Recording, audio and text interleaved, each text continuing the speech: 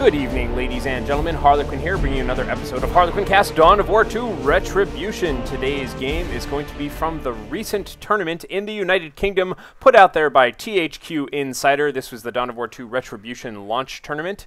And the winner of this tournament got a copy of Homefront for the PC. If you're not aware, THQ is the publisher. They own Relic Entertainment. Homefront being put out by another company that is owned by THQ. So kind of promoting both games there a little bit, kind of fun. Like I said, this was in the United Kingdom. I think there were like 16 players, single elimination, one game, best of one for each match. So starting past the quarterfinals here, I was just going to go through the semifinals and then the finals just for posterity so we all get to see what's happening out there. The first game we're looking at today is going to be the player MeteorvsBunny, yes, that's one person, versus Phoenix. Let's go ahead and get this game started. In the lower right-hand corner, playing as Adrastia, the Inquisitor, we have MeteorvsBunny playing as the Imperial Guard. And in the lower left-hand side, as the red player, we have the Warp Spider Exarch today being controlled by Mr. Phoenix. I don't know why I announced Warp Spider Exarch first that way. Autopilot. So anyhow, Phoenix here playing as the Eldar. So looks like the Warp Spider Exarch moving towards the center, capping this power node, whereas everybody else is advancing onto the northern side of the map here. We see an early Sentinel on the field right now by Meteor. I'm just going to call him Meteor because saying MeteorvsBunny is a little confusing sometimes. Sentinel moving outward. Always good to go out and harass with that. It's kind of hard for some early game units to deal with it. Meanwhile, Adrastia is taking care of the power node. We've got Imperial Guardsmen capping away at this victory point and capping this requisition point as well. Towards the center of the map, we can see the Warp Spider Exarch is beginning to harass away. Oh, perfect! Harassing away at this Sentinel. The Sentinel winding up for a ground pound, and of course the Warp Spider Exarch taking advantage of his ability to blink. Blinks away from that, wasting that ground pound a little bit. These two just kind of exchanging fire back and forth. Now that the second squad of Imperial Guardsmen has arrived on the scene, they are going to be adding some repairs to the Sentinel.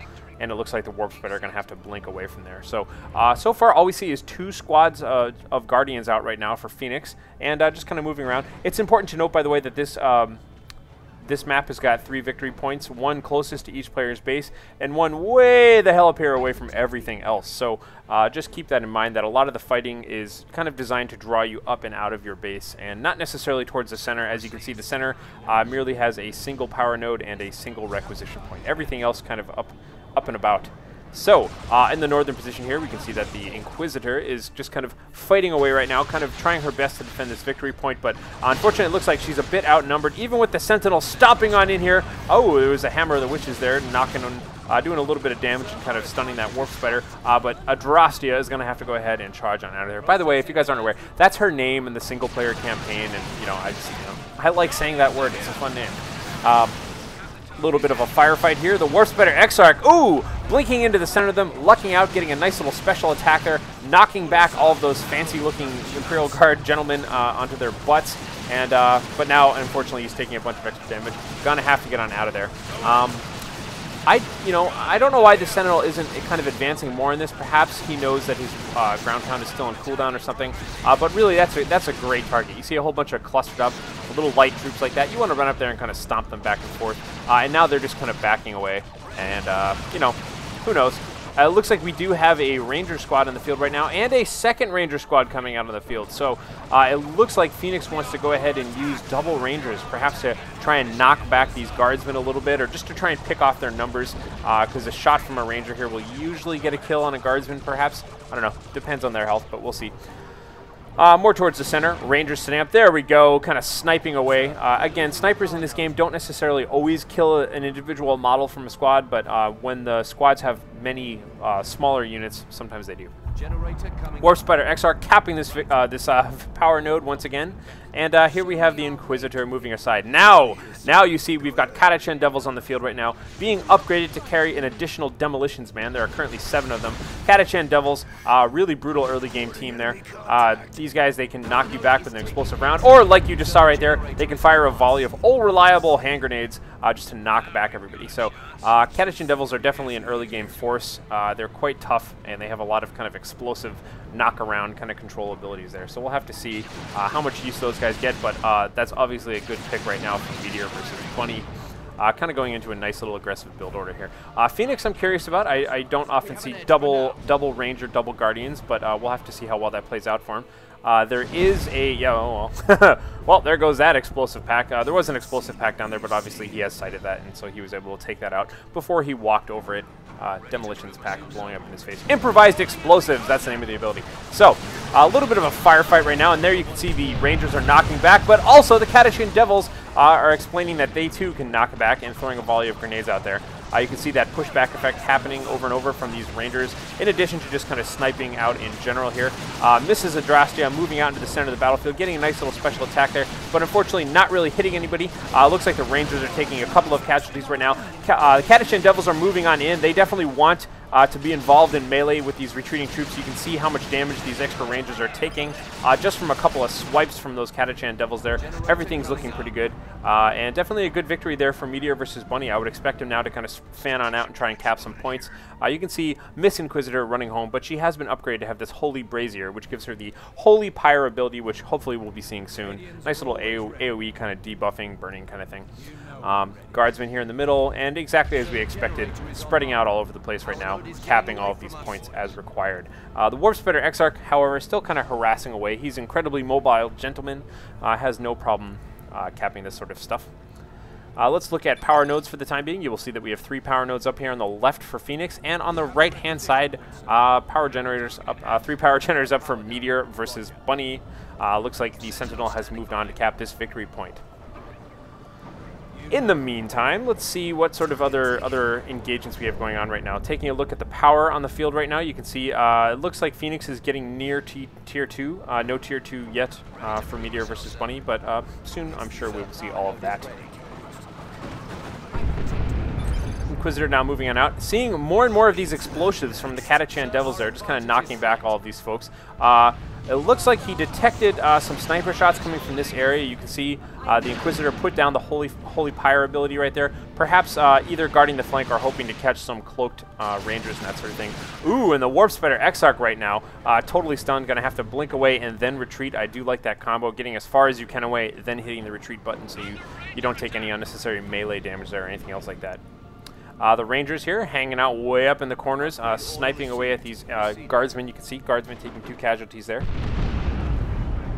And looks like yet more harassing going on here from these Catachan Devils. So Phoenix is a little bit cornered right now. He's close enough to that victory point that eventually he can probably grab it with a Ranger squad or something to that effect.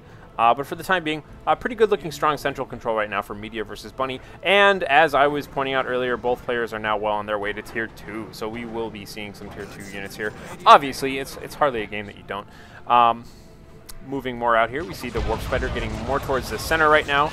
Single Sentinels along with some Guardians right now. Guardians getting quite a bit, Guardsmen getting quite a bit shredded up by those Death Spinners from the Warp Spider Exarch in combination with Guardian fire here backing him up there. You can see these Guardsmen taking many casualties here. But unfortunately, these Guardians are just kind of out in the middle of nowhere. And here comes a Holy Pyre ability. Oh! Sorry, not a Holy Pyre ability. That was the Witch Hammer. Hammer of the Witches. Whatever the hell it's called.